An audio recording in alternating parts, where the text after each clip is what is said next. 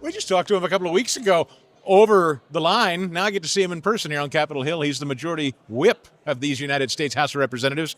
Tom Emmer. Congressman, good to see you, sir. It's good to see you, Chris. But I got to tell you, when I saw you by way of Zoom or the video that we were doing, I mean, this is quite an impressive room, right? The Cannon conference room. But I kind of like your studio. You know, thank you. It's definitely not as decorative as this. I was just talking with a colleague about this place. You can't buy this stuff at Home Depot the way they decorate here. No. Do you ever stop? I mean, I know you've been here a few years, but do you ever look around and go, this is still a beautiful, impressive place we're in? It is pretty amazing. But I will tell you that when I got here, because there's only 10 to 12,000 people in our almost 250-year history that have ever served in Congress. People don't understand. It's a smaller number of people that have actually made it to Major League Baseball at the highest level. Yeah. It's a very small group. And I remember when I first got here, I walked down to the House floor. I told my dad this. He was still alive. I said, you walk onto the House floor for the first time, and you look around, and you go, wow. It's amazing. How did I get here? And it only takes 3 to 6 months. You walk onto the House floor, and you look around, and you go, how did all these people get here? I mean, some of these guys are just nutbags. That is one thing that I do wonder about when we talk about, and not to start off with a negative, but I'm curious. When you see somebody like a Marjorie Taylor Greene who says, I'm out, I'm frustrated, I'm leaving. That doesn't happen a whole lot, but that happened in a pretty high-profile way. What do you say about that? What do you say to your constituents? Would you see yourself doing something like that, leaving early and... Oh, absolutely not. They're not going to be that lucky. I'm gonna be here and do the job that I was sent here to do, and I won't be here forever. Your job is to whip votes. I mean, and it's a thin majority you guys have. That hurts the process, doesn't it, to see her leave? You know, it doesn't make it easier. Yeah. And look, whether it's Marjorie or you can name any other member, everybody has their personal, these are human beings. Sure. And everybody comes here with a different set of understanding, beliefs, background in employment, education. It's what makes our party so great. So if you think about it, no, you don't have to agree with everybody and the decisions that they make. I may not make the same one. In this case, I would not. But that's me. Yeah. And I will respect everyone, no matter whether I agree with them or I think they're crazy. They were elected by some 700,000 people, Chris, to be their voice in Congress. It's not my job as the whip to tell them what they're supposed to do. It's their job to explain to me what they will do, what they won't do, what they can do, what they can't do, and why. My job is kind of like I told the members, this is the best coaching job anybody's ever given me, because my job is to know every player on the bench, understand their strengths, their weaknesses, and then try to make sure they have the best opportunity to succeed at what they came here to do.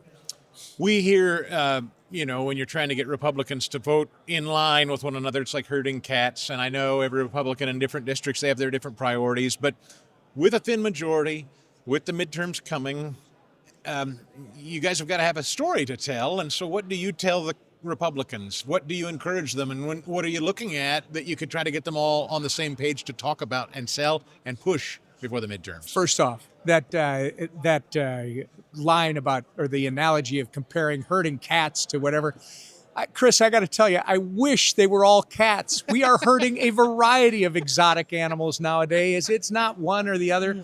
Yeah. Your question is a great one, and it's one that does not get covered enough. Donald Trump got elected by 77 million people with a mandate to fix the economy, to secure the border, to make America safe again, just to begin with 3 of them, make America healthy again, etc. In less than a year, he and the Republican majorities, including the House, that the public elected at the same time, have been delivering on all those promises. You know, the left-wing media in this country wants to set their own narrative. They want to cherry pick facts to make it look like something it's not. Whether it's the president's current popularity, which for sitting presidents is incredibly stable and high. But no, now they want to try and claim it's dropping, it's something else. It's that old adage that I heard from a farmer once about figures lie and liars figure. We have accomplished more in less than a year to fix this country than I would argue Joe Biden did in 4 years destroying this country, that he did in 40 years representing his state and then the country in the vice presidential position and then as the president.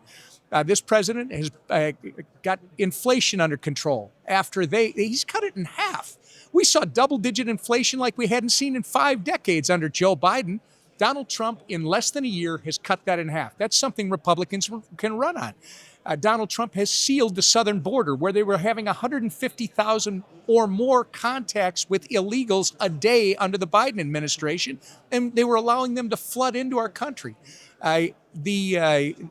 Donald Trump has ended 8 wars since he became the president, and I would argue 8 wars that probably started because of the feckless leadership of Joe Biden, Antony Blinken, Jake Sullivan, these people that looked the other way while bad people were doing bad things around the globe. We have a ton to run on, and get ready. Get ready, Chris, because the big stuff ain't even started yet. We passed a bill back in July. It was signed into law on July 4th. That bill makes the 2017 Tax Cuts and Jobs Act permanent. I mean, you are going to have economic growth like we saw in 2018, 2019 when that kicked in. You are going to start seeing that at the beginning of next year because nobody has felt it yet.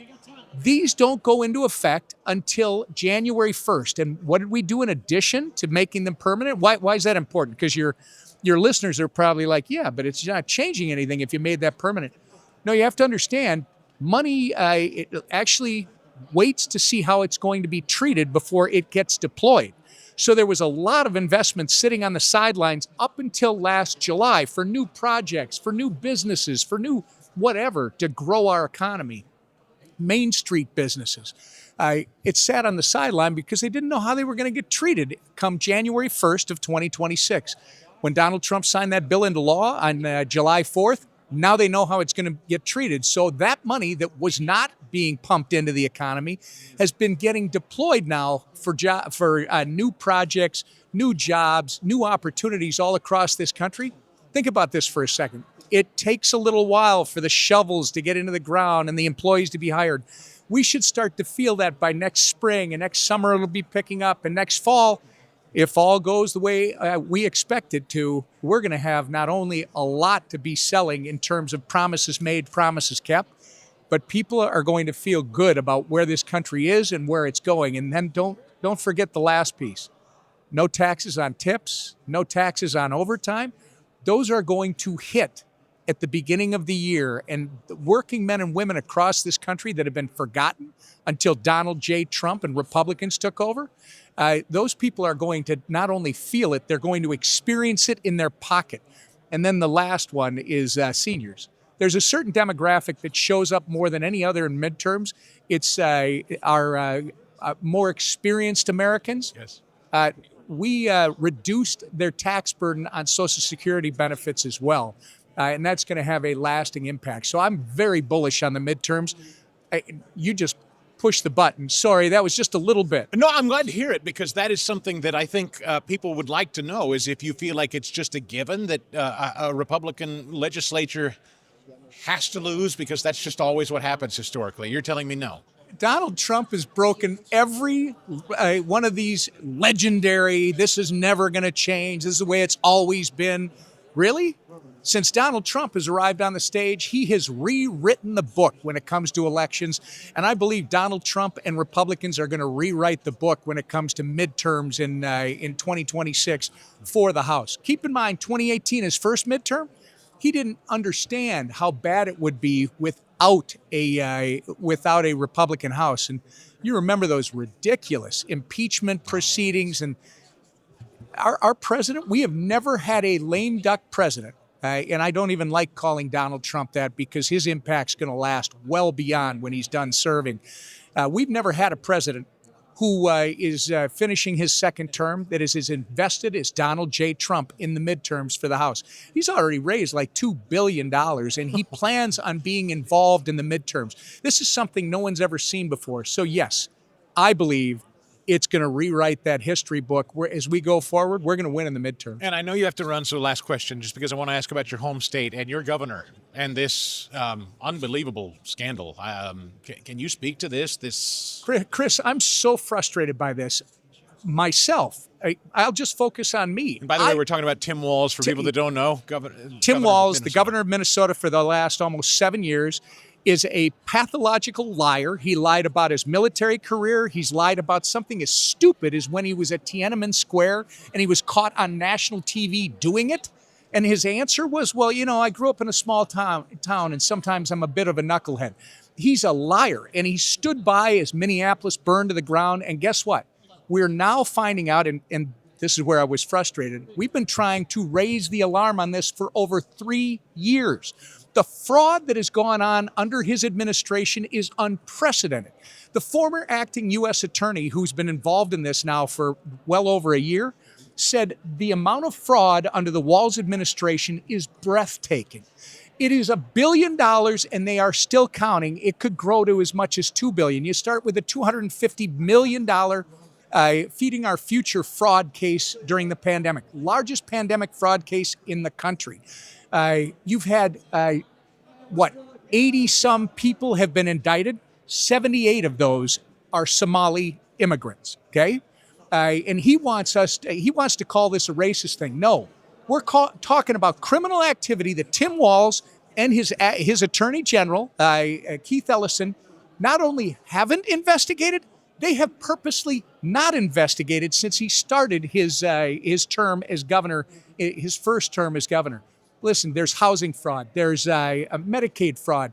The numbers we have from 2018 to 2023 show it started at 3 million.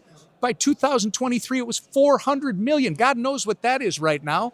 I know that the Department of Health and others here in Washington are really starting to pay attention, but I'm complaining about it because we have known about this in Minnesota for 3 years. No one nationally, until Donald J. Trump said something about the Somali fraud. Nobody was covering it. Nobody was actually talking about how bad this is. Now, thanks to Donald Trump, everybody's talking about it. And finally, we're going to get some answers because you might have seen yesterday, even the Treasury Secretary recognizes that a lot of this, it's not that all Somalis are criminals. It just happens to be that these crimes have been committed by Somali immigrants. And by the way, they've been shipping the money back to Somalia. Think about this for a second. Al-Shabaab is a known terrorist group. They control all the financial infrastructure in Somalia. That means millions of dollars of Minnesota taxpayer dollars have been funneled back to a terrorist group, allegedly, in Somalia through this network. The thing's growing. Last thing, I don't think Tim Walz, I do think he's incompetent, and definitely he doesn't know what he's doing. He's not a smart man. But you can't let $1 billion go out of your administration without somebody noticing. Yes. And he went on national TV on Sunday and said, I'll take responsibility for prosecuting these people. He hasn't even done that, Chris. The feds are the ones prosecuting. He has done absolutely nothing. He hasn't even bothered to identify who in his administration was responsible for the oversight of all these funds. But DOJ should be involved. Absolutely, because it's not just incompetence. Somebody here, I believe, was complicit.